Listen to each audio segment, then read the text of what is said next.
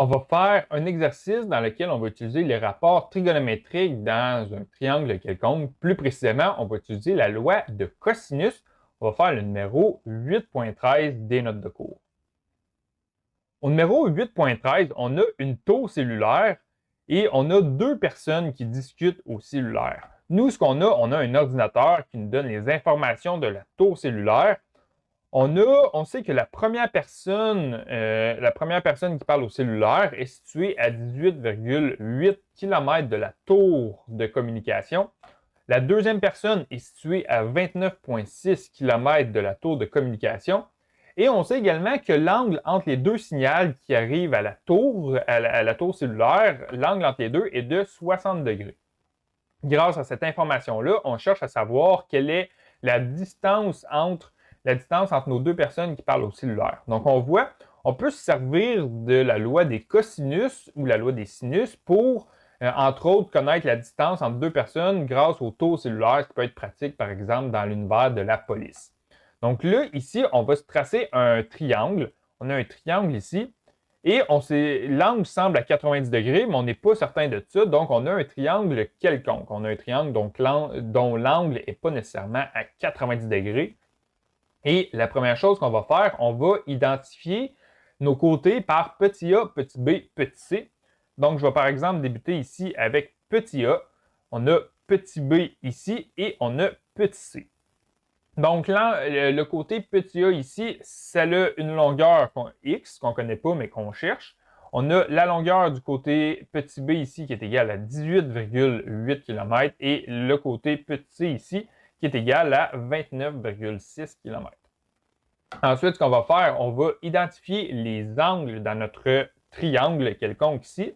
Donc, l'angle alpha, c'est l'angle qui est opposé au côté A. Donc, on a le côté A ici, l'angle qui est opposé, c'est cet angle-là ici. Donc, cet angle-là, c'est l'angle alpha.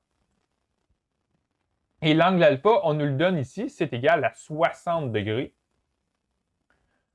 Ensuite, on a l'angle bêta. L'angle bêta, c'est l'angle qui est opposé au côté petit b ici. Donc, ça va être l'angle qui est ici. Ça, c'est notre angle bêta. Et finalement, l'autre angle ici, on a l'angle qui est opposé au côté C. Donc, ça va être l'angle gamma. Donc, je vais réécrire toutes les informations qu'on connaît. On a notre angle alpha qui est égal à 60 degrés. On a l'angle bêta, on a la mesure du côté B ici qui est égale à 18,8 km. On a également la mesure du côté C ici qui est égale à 29,6 km. Et finalement, on a la mesure du côté A ici, A qui est égale à X km. Donc, dans notre problème ici, on a une mesure d'angle et on a trois mesures de côté. Donc, on va regarder sur notre feuille de mémoire, premièrement, quelle loi qu'on va utiliser. Est-ce que ça va être la loi des sinus ou la loi des cosinus?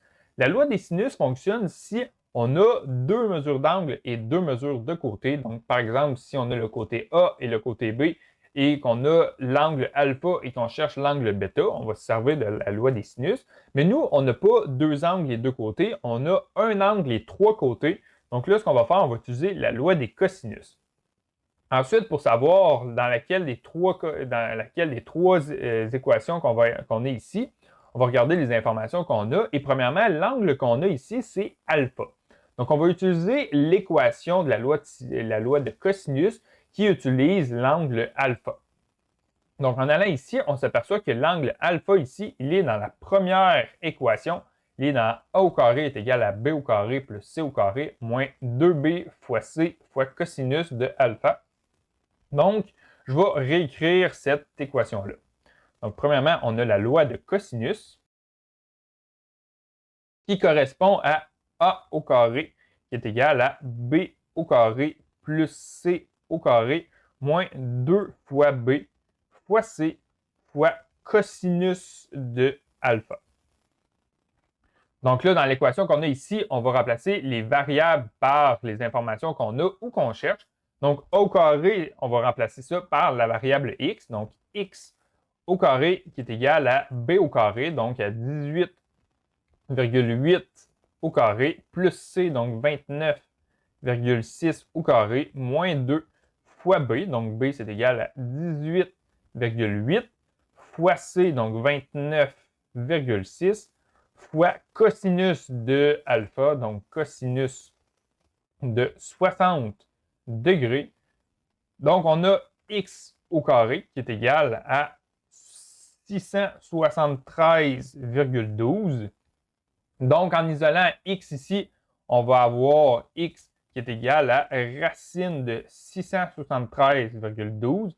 En fait, on aurait x qui est égal à plus ou moins racine de 673,12, mais puisqu'on a une mesure de longueur, évidemment, on ne peut pas avoir une longueur qui est négative, donc on va simplement garder la valeur qui est positive, donc x est égal à racine carrée de 673,12, ce qui nous donne 25,94 km.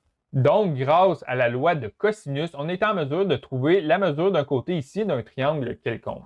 On aurait pu également utiliser la loi de sinus pour trouver l'angle qu'on connaît ici. Il semble être de 90 degrés, mais on aurait pu vérifier cette information-là en utilisant, entre autres, la relation, maintenant qu'on connaît la longueur du côté A ici, on peut faire la relation entre notre côté A divisé par l'angle alpha et on cherche l'angle gamma ici. Donc, on aurait pu faire une relation entre le côté C et notre angle gamma ici.